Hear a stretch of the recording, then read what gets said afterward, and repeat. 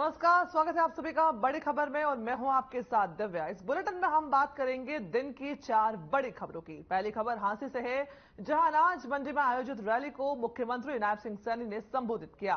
दूसरी बड़ी खबर नारनौल से है, जहां लोकसभा चुनावों को लेकर के महेंद्रगढ़ में डीएसपी मोहम्मद जमाल के नेतृत्व में पुलिस और पैरामिलिट्री के जवानों ने फ्लैग मार्च निकाला। तीसरी बड़ी खबर फरीदाबाद से, जहां अनाज मंडी में एमएसपी पर सरसों की खरीद होने से किसान खुश नजर आ रहे हैं। और चौथी बड़ी खबर फरीदाबाद से, जहां एंटी करप्शन ब्यूरो की टीम ने नगर निगम में छापेमारी कर स्वास्थ्य अधिकारी को 3 लाख की रिश्वत लेते हुए गिरफ्तार किया है।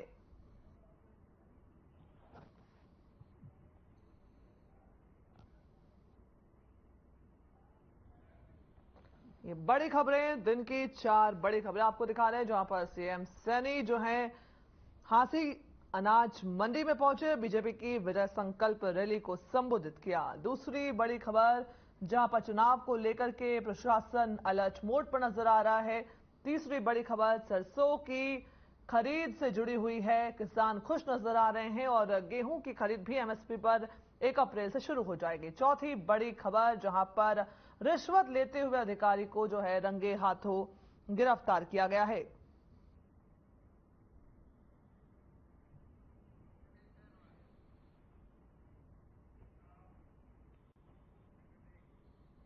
शुरुआत करते हैं पहली बड़ी खबर से। हरियाणा के हिसार में भारतीय जनता पार्टी की विजय संकल्प रैली हुई। बता दें कि हांसी की नई अनाज मंडी में आयोजित उस रैली में सीएम नायब सिंह सैनी पहुंचे। उन्होंने कहा कि प्रधानमंत्री नरेंद्र मोदी को इस बात के बारे में बताना है कि हांसी के लोग तीसरी बार बीजेपी का कमल खिलाने के लिए तैयार हैं। उन्होंने कहा कि हांसी की भूमि पर मुख्यमंत्री बनने के बाद पहली बार आने का मौका मिला। मैं आप सबका धन्यवाद करता हूं। नरेंद्र मोदी, जेपी नड्डा, अमित शाह के साथ पूर्व मुख्यमंत्री मनोहर लाल का भी धन्यवाद करता हूं, जिन्होंने एक गरीब के बेटे को मुख्यमंत्री बनाया है।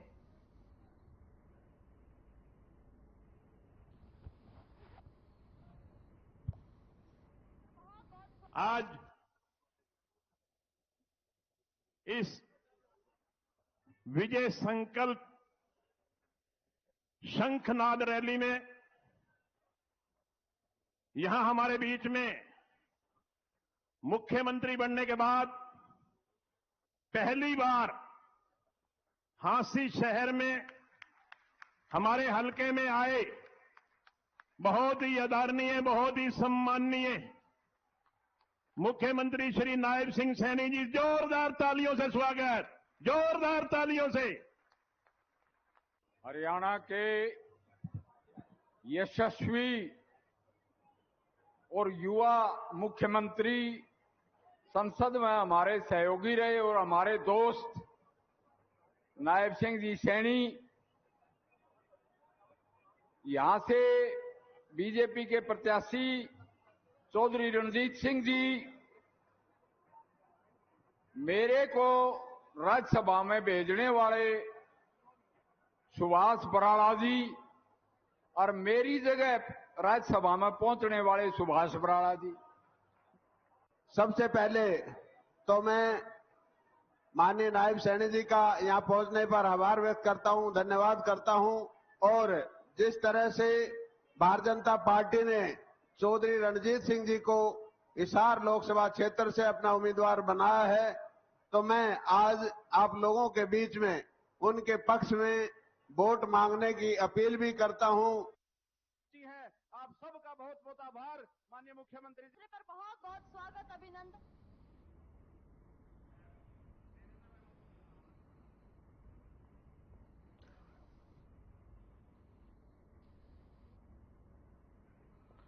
सीएम नायब सिंह सैनी हांसी पहुंचे हैं और लोकसभा चुनाव को लेकर के रैलियों का दौर शुरू हो गया है। सीएम नायब सिंह सैनी का संबोधन भी जनता के नाम बता दें कि साथ से लोकसभा प्रत्याशी रंजीत चौटाला, जो कि पूर्व मंत्री भी रहे हैं, उनका समर्थन करते हुए भी सैनी नजर आए हैं। और जरा जानकारी के लिए हमारे साथ संवाददाता ओपी शर्मा हमारे साथ जुड़ गए हैं। ओपी, बहुत स्वागत है बड़ी खबर में आपका। क्या कुछ अपडेट है? लोकसभा चुनावों के मद्देनजर जो है दौर शुरू हो गया है, रैलियां की जा रही है, प्रचार प्रसार जो है वो किया जा रहा है। उसी को लेकर के सैनी भी जो है मुख्यमंत्री वो हांसी पहुंचे हैं। मुख्यमंत्री बनने के बाद पहली बार हांसी शहर का ये दौरा, कितना खास, कितनी महत्वपूर्ण बीजेपी की संकल्प रैली, क्या कुछ जानकारी आपके पास है? देखिए दिव्या, अगर हम हरियाणा की मुख्यमंत्री नायब सैनी के पिछले 4-5 दिनों के दौरों की देखें तो मुख्यमंत्री नायब सैनी जो है प्रदेश की विभिन्न विधानसभा सीटों का जो है ताबड़तोड़ी से जो है वो दौरा कर रहे हैं। कल मुख्यमंत्री नायब सैनी हिसार पहुंचे थे और उन्होंने जो भारतीय जनता पार्टी के प्रत्याशी चौधरी रणजीत सिंह चौटाला है उनके जो चुनावी जो कार्यालय उसका उद्घाटन किया था। और आज नायब सैनी ने हांसी में जो है वो उन्हीं के जो है कार्यालय का उद्घाटन किया। साथ ही इस दौरान उन्होंने लोकसभा स्तर की जो लोकसभा में आने वाली विधानसभाओं में जो रैलियां भी की हैं। और आज मुख्यमंत्री नायब सैनी का जो है उचाना विधानसभा में भी जो है वो चुनावी कार्यालय खोलना है। तो कहीं ना कहीं भारतीय जनता पार्टी की अगर बात करें तो नायब सैनी एक बार फिर प्रदेश की 10 की 10 लोकसभा सीटों को जो है भारतीय जनता पार्टी की झोली में डालने को लेकर अपनी जो है तैयारी जी जान से जुट गए हैं। और कल मुख्यमंत्री जो नायब सैनी है वो एक बार फिर हिसार लोकसभा के तहत आने वाली भिवानी जिले की लोकसभा कॉन्स्टिट्यूएंसी जो है भवानी खेड़ा पहुंचेंगे, वहां पे जो चुनावी कार्यालय करेंगे और हर जगह चुनावी रैलियां कर रहे हैं। तो कहीं ना कहीं एक बात, अगर मुख्यमंत्री का पिछले 4 से 5 दिन का अगर दौरा देखें तो मुख्यमंत्री आमतौर पर 2 विधानसभाओं को कवर कर रहे हैं। और उस हिसाब से जब 29 अप्रैल को हरियाणा में नॉमिनेशन के लिए नोटिफिकेशन जारी होगा तो उससे पहले मुख्यमंत्री नायब सैनी की कोशिश है कि वो आधे से ज्यादा जो विधानसभाएं हैं उनको कवर कर ले, ताकि भारतीय जनता पार्टी के जो प्रत्याशी हैं उनकी अच्छी जीत हो और केंद्र में जो है एक अच्छा मैसेज जाए कि जो हरियाणा की भारतीय जनता पार्टी ने नेतृत्व बदलाव करके मुख्यमंत्री मनोहर लाल की जगह नायब सैनी को जो मुख्यमंत्री बनाया है उनका एक अच्छी पैठ और उनकी खुद की तारीफ करने के लिए जो भारतीय जनता पार्टी ने एक एक्सपेरिमेंट कह सकते हैं जो हरियाणा में किया है वो कामयाब हो, उस नजरिए से जो है रैलियां चल रही हैं। और आने वाले दिनों में और भी बहुत सारी रैलियां चलेंगी। अगर हम वहीं विपक्षी दलों की बात करें तो कांग्रेस की अब तक 9 सीटों के जो प्रत्याशी घोषित होने हैं उसको लेकर अभी तक कुछ भी नहीं है। उम्मीद की जा रही है कि 7 अप्रैल के आसपास तक जो है वो प्रत्याशियों की घोषणा हो जाएगी। वहीं अगर आम आदमी पार्टी की बात करें तो इंडिया गठबंधन के तहत चुनाव लड़ रही है और एक सीट कुरुक्षेत्र लोकसभा सीट उनको मिली है और उसके ऊपर जो है उनका भी प्रचार जो है बिल्कुल पैरेलल एक तेजी से चल रहा है। आम आदमी पार्टी के कार्यकर्ता पूरे जी जान से कुरुक्षेत्र लोकसभा सीट में आम आदमी पार्टी का पहली बार जो है खाता खोलने को लेकर जी जान से जुटे हैं। वहीं अगर जननायक जनता पार्टी की बात करें तो उन्होंने ये फैसला तो कर लिया है कि हरियाणा की सभी 10 लोकसभा सीटों पर जो है वो लड़ेंगे। और एक प्रत्याशी की उन्होंने जो घोषणा जो भिवानी से जो राव बहादुर सिंह है उनके नाम की कर दी है। लेकिन अभी जो दूसरी सीट दूसरे प्रत्याशी की हालांकि घोषणा नहीं हुई है, लेकिन हम कह सकते हैं कि एक तरह से प्रत्याशी साफ होता ही दिखाई दे रहा है। तो इस बार हिसार लोकसभा सीट के ऊपर उम्मीद की जा रही है कि जो पूर्व उप मुख्यमंत्री दुष्यंत चौटाला थे उनकी माता नैना चौटाला जो प्रत्याशी हो सकते हैं। तो अगर नैना चौटाला प्रत्याशी होते हैं तो इस बार जो लोकसभा चुनाव है उसमें जो हिसार लोकसभा होगी वो सबसे हॉट सीट बन जाएगी, क्योंकि देवीलाल के जो 3 वंशज हैं वो यहाँ से अलग अलग पार्टियों से जो कदमताल जो करेंगे। तो कह सकते हैं कि भारतीय जनता पार्टी जो बाकी विपक्षी दल हैं उनके मुकाबले चुनाव प्रचार में जो है काफी तेजी से आगे बढ़ती हुई जा रही है। और बहरहाल देखने वाली बात ये होगी कि लोकसभा चुनाव के अंदर वो इसका कितना फायदा जो है उठा पाते हैं, क्या उनकी जो वादे या उनका जो मैनिफेस्टो आएगा क्या उनके ऊपर जनता एक बार फिर मोहर लगाएगी और क्या दूसरी बार क्या फिर हरियाणा से 10 की 10 लोकसभा सीटें जी बिल्कुल ओपी। और साथ ही विजय संकल्प रैली में हमने देखा मुख्यमंत्री नायब सिंह सैनी जो है ये कह रहे हैं कि वो पार्टी के आला कमानों का जो है विश्वास उन पर जताने के लिए वो धन्यवाद दे रहे हैं कि उन पर विश्वास जताया है। एक पहले की जो परिपाटी रही है, जो कांग्रेस एक बहुत बड़ी पार्टी रही है नेहरू गांधी के समय में, तो हम देखते थे कि एक परिवारवाद चला आता था, बाप बेटे ही जो है वो आमतौर पर सीएम रहते थे। लेकिन भारतीय जनता पार्टी ने इस परिपाटी को तोड़ा और खुद मुख्यमंत्री सैनी कह रहे हैं कि वो एक गरीब के बेटे थे और पार्टी ने एक सामान्य से कार्यकर्ता को प्रदेश अध्यक्ष बनाया, उसके बाद इतनी बड़ी जिम्मेदारी उनके कंधों पर सौंपी, उन्हें मुख्यमंत्री के पद से नवाजा। तो कितना खास ये हो जाता है और पार्टी इस फैसले से पार्टी के जो कार्यकर्ता हैं बाकी के उनमें कितना विश्वास जो है भारतीय जनता पार्टी को लेकर के बना है? दिव्या, आपने जो सवाल पूछा है उसमें दो सवाल अलग अलग निकल कर सामने आ रहे हैं। पहला सवाल ये है कि परिवारवाद। हाँ, ये सही बात है कि कांग्रेस के अंदर परिवारवाद है और कहीं ना कहीं जो कांग्रेस है उसकी नींव ही गांधी परिवार के ऊपर टिकी है। गांधी परिवार का जो सदस्य होता है वो इसका सुप्रीमो रहा है। भले ही आज हम बात करें जो मल्लिकार्जुन खड़गे वो कांग्रेस के राष्ट्रीय अध्यक्ष है, लेकिन अभी भी जो कांग्रेस है गांधी परिवार के चुंगल से नहीं निकल चुकी है। फैसले जो गांधी परिवार ही कर रहा है। लेकिन बीजेपी की अगर बात करें तो भले ही बीजेपी परिवारवाद के खिलाफ दिखाई देती है, लेकिन अभी भी भारतीय जनता पार्टी में परिवारवाद जो है उसको दिखाई जरूर देता है। बेशक कांग्रेस के मुकाबले वो बिल्कुल एक आटे में नमक से भी जो कहीं ना कहीं कम दिखाता है, लेकिन भारतीय जनता पार्टी में भी कहीं ना कहीं हल्का फुल्का परिवारवाद वो जो है जरूरी है। जहाँ तक बात चुनाव की करें तो चुनाव में अब क्या होता है क्या नहीं होता वो जनता जो है फैसला करेगी। लेकिन भारतीय जनता पार्टी ने जो हरियाणा में चुनाव से पहले मुख्यमंत्री का चेहरा बदलकर प्रदेश अध्यक्ष नायब सैनी को जो मुख्यमंत्री की कमान सौंपी, तो भारतीय जनता पार्टी अपने कड़े फैसलों लेने के लिए जो जानी जाती है। इसके यहाँ प्रत्याशी का चुनाव करने का एक अलग तंत्र है और जो भी पार्टी के डिसिप्लिन के खिलाफ कभी भी कुछ बोलता है तो उसके ऊपर तलवार चलाने से भाजपा कभी भी गुरेज नहीं करती। अगर आपको ध्यान हो, लाल कृष्ण आडवाणी ने अपने पाकिस्तान दौरे पर जो कायदे आजम पाकिस्तान के जो जनक माने जाते हैं मोहम्मद अली जिन्ना की मजार पर उनको सेक्युलर बताया था। उसके बाद उनको 1.5 से 2 साल के लिए पार्टी से जो है निकाल दिया था। तो भारतीय जनता पार्टी कड़े फैसले करने और एक्सपेरिमेंट करने में बिल्कुल ओपी, तो भारतीय जनता पार्टी जो है अपने कड़े फैसलों को लेकर के जानी जाती है। बहुत बहुत धन्यवाद इस खबर में हमारे साथ जुड़ने के लिए ओपी आपका। बढ़ते अगली खबर की ओर, जहां लोकसभा चुनाव को लेकर महेंद्रगढ़ में डीएसपी मोहम्मद जमाल के नेतृत्व में पुलिस और पैरामिलिट्री के जवानों ने फ्लैग मार्च निकाला और आमजन से शांतिपूर्वक चुनाव संपन्न कराने और कानून व्यवस्था बनाए रखने में सहयोग देने की अपील की है। इस दौरान युवाओं से भी अपील की गई है कि किसी भी प्रकार की अफवाहों में आकर के उग्र प्रदर्शन ना करें। वहीं उन्होंने असामाजिक तत्वों की गतिविधियों को लेकर के पुलिस को सूचित करने की भी बात कही है।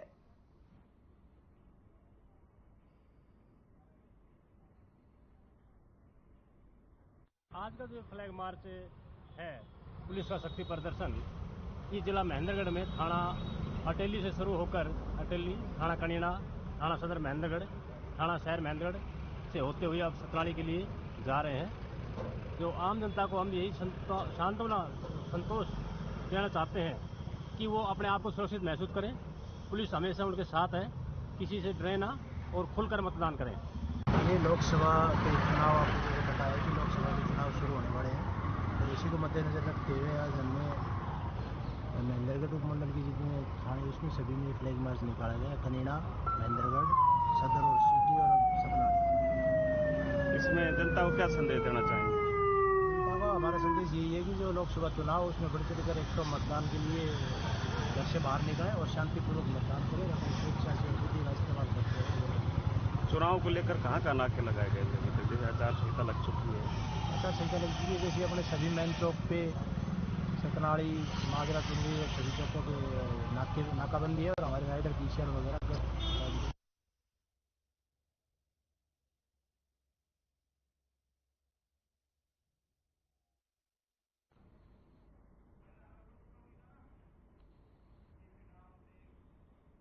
बढ़ते हैं तीसरी बड़ी खबर की ओर, जहां फरीदाबाद स्थित बल्लभगढ़ के अनाज मंडी में सरसों की खरीद पर सरकार के दिशा निर्देशों के अनुसार 5,650 रुपए प्रति क्विंटल की एमएसपी पर की जा रही है और मंडी में आने वाले किसान एमएसपी पर खरीद को लेकर के खूब खुश दिखाई दे रहे हैं। वहीं मंडी में किसानों की तमाम सुविधाओं का भी पुख्ता इंतजाम कर दिया गया है। मंडी सेक्रेटरी ने बताया कि अब तक बल्लभगढ़ के अनाज मंडी में सरसों की खरीद 3,000 क्विंटल हो चुकी है और इसके साथ साथ अब 1 अप्रैल से सरकार के आदेशों के अनुसार गेहूं की खरीद भी शुरू हो जाएगी। बता दें कि जिसके लिए व्यापक इंतजाम कर लिए गए हैं।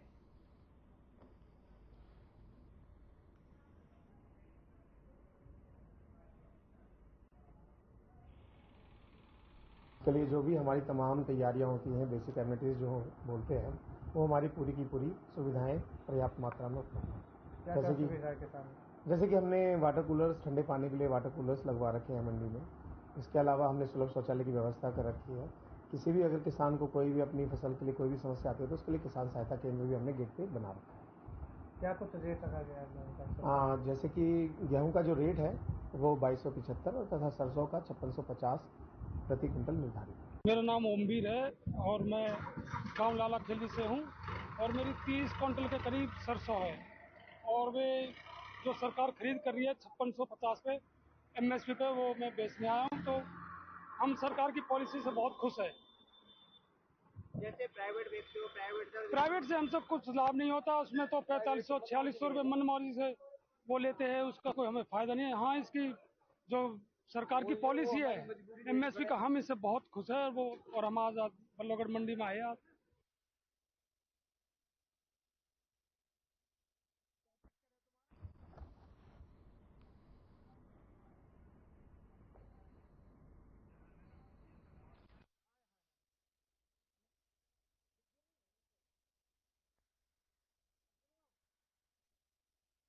सरसों की खरीद से जो है किसान खुश नजर आ रहे हैं। 1 अप्रैल से गेहूं की खरीद भी शुरू हो जाएगी।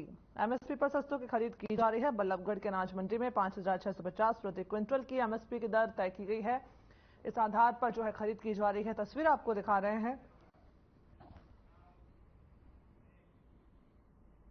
और इस खबर पर जरा जानकारी के लिए मोनू बांचल हमारे साथ सीधे जुड़ गए हैं। मोनू, क्या कुछ अपडेट है?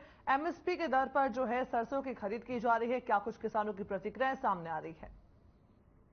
देखिए दिव्या, जिस तरीके से किसानों को लेकर के जो सचेत नजर आ रही है सरकार, वो जो है वो कहीं ना कहीं अब जो है सही होती हुई नजर आ रही है। क्योंकि जिस तरीके से देखा जाए तो कहीं ना कहीं अब MSP पर जो खरीद की जा रही है, वो खरीद जो है वो पूरी तरीके से किसानों की जा रही है। क्योंकि किसानों के पूरी तरीके से कागज गिरदावरी को लेकर के यहाँ पर चेक करने के बाद जो है जिनकी जो है MSP पर जो है वो खरीद यहाँ पर की जा रही है। और उसके साथ मैं आपको बता दूं कि जिस तरीके से का जो रेट है MSP के तौर पर जो निकाला है वो 5650 जो है वो रेट जो रेट है वो निकाला है। तो इसको लेकर के अब जो किसान है वो लगातार अपनी फसल को लेकर के मंडी में पहुंच रहे हैं। और मंडी में जिस तरीके से देखा जाए तो मंडी में पूरी तरीके से व्यवस्थाओं को लेकर के अगर बात की जाए तो मंडी के जो प्रबंधक है वो पूरी तरीके से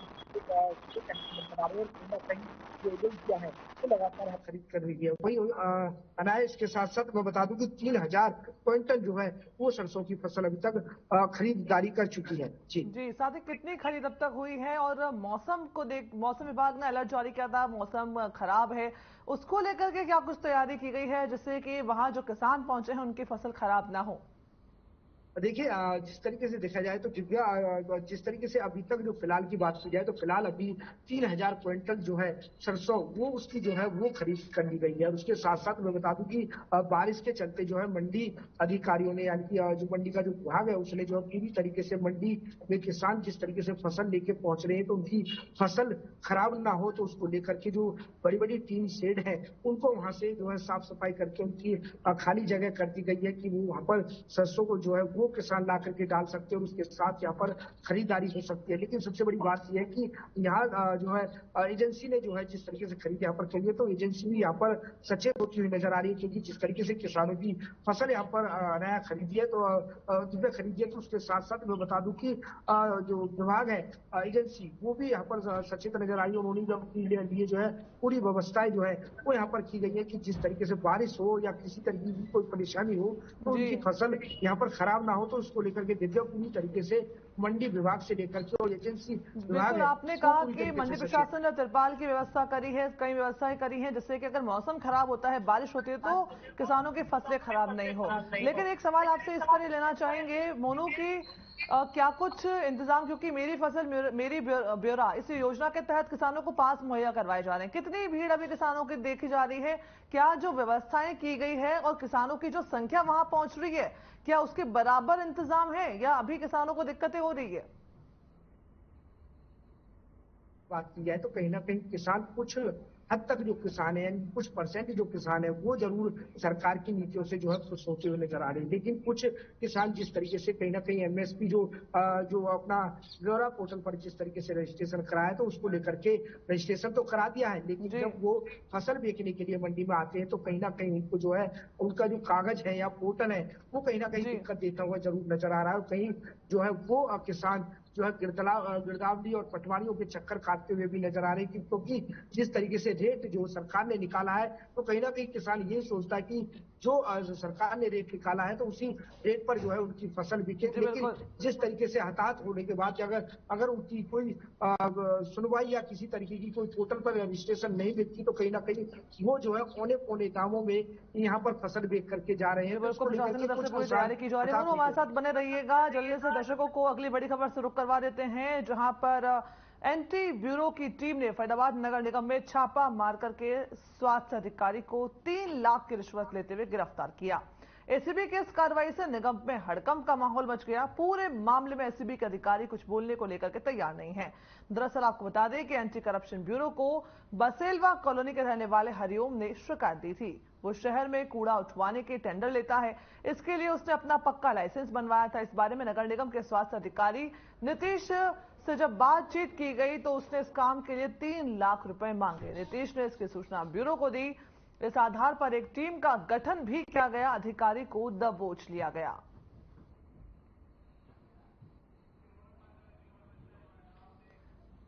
और मोनू मांचल हमारे साथ इसी खबर पर बने हुए हैं। मोनू, क्या कुछ अपडेट है? एसीबी की टीम ने बड़ी कार्रवाई की है, शिकायत के आधार पर रिश्वत लेते हुए एक स्वास्थ्य अधिकारी को गिरफ्तार किया। क्या पूरा मामला है ये?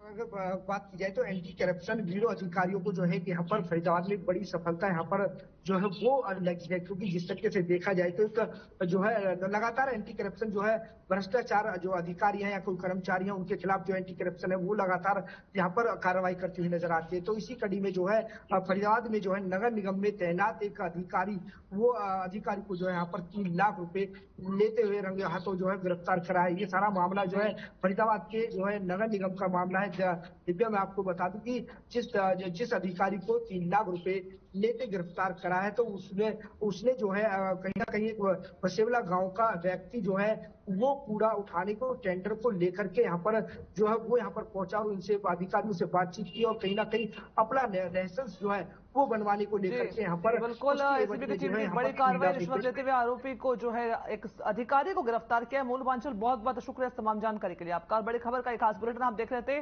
बुलेटिन में फिलहाल इतना ही, मुझे दीजिए इजाजत, नमस्कार।